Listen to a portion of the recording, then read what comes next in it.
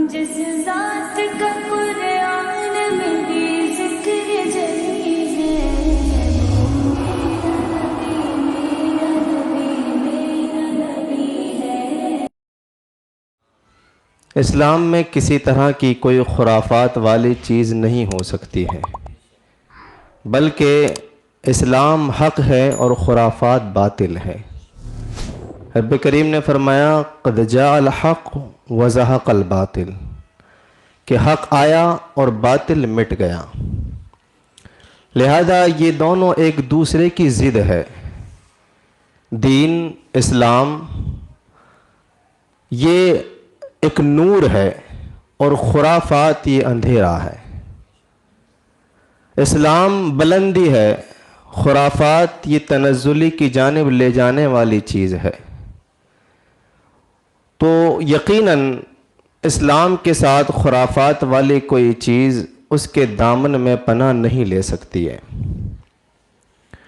لیکن یہ سوء اتفاق ہے اور یہی مسلمانوں کے تنزلی کا بڑا سبب ہے کہ دین کے نام پر بہت سی چیزیں انہوں نے دین میں ایسی داخل کر لی ہیں جس کو خرافات سے تعبیر کیا جا سکتا ہے۔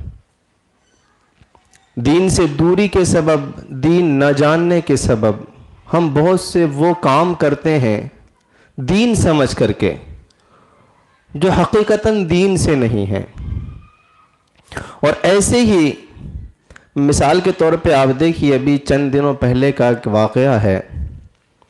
جمبو سر میں یہ رواج ہے کہ کسی کے یہاں اگر میت ہو گئی، کسی کی وفات ہو گئی، تو دوسرے دن جو ختم رکھتے ہیں، اس ختم میں عام طور پہ بلکہ اس کا التزام کرتے ہیں، یعنی ضروری سمجھتے ہیں کہ دودھ کی نیاز ہو۔ ایسا ہے نا بھائی؟ میں نے دیکھا ہے تو میں اپنے اعتبار سے بتا رہا ہوں، حالانکہ وہ کوئی ضروری نہیں ہے۔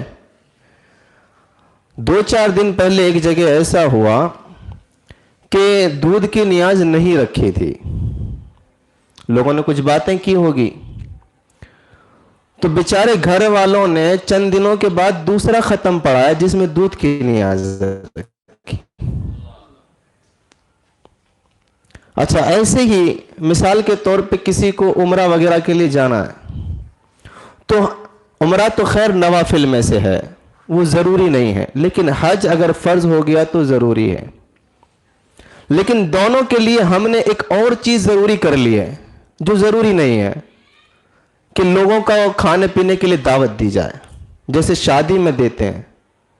یہ کھانے پینے کا خرچہ ایکسٹرا 30-40 ہزار کا ہو گیا۔ اب آدمی جب حج کے لیے وہ اپنا حساب کتاب لگائے گا تو ظاہر سی بات ہے یہ 40-50 جو ہزار ایکسٹرا لگ رہے ہیں وہ بھی جوڑے گا، حالانکہ وہ داخل ہی نہیں ہے۔ اب اگر اس کی وجہ سے وہ حج پہ نہیں جا رہا ہے تو کتنا بڑا گنہگار ہے۔ تو کچھ خرافات تو ایسے ہیں جو ہمارے نہیں ہیں لیکن ہم اپنے سمجھ کے اس کو ادا کر رہے ہیں۔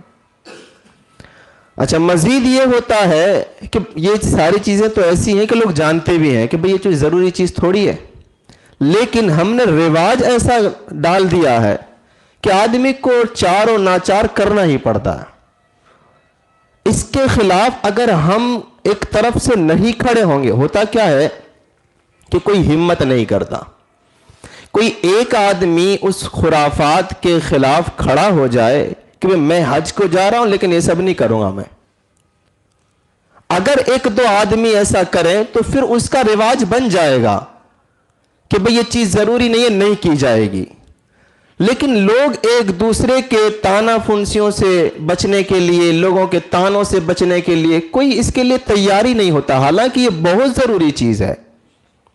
تو جب تک ہم دین پر عمل کرنے میں بے باک نہیں ہوں گے کہ نہیں بھئی دین میں نہیں تو نہیں کروں گا میں، ختم، یہ مجھے نہیں چاہیے، ہمارے اندر دین پر عمل کرنے کی وہ سختیاں ہمارے اندر پیدا کرنی پڑے گی۔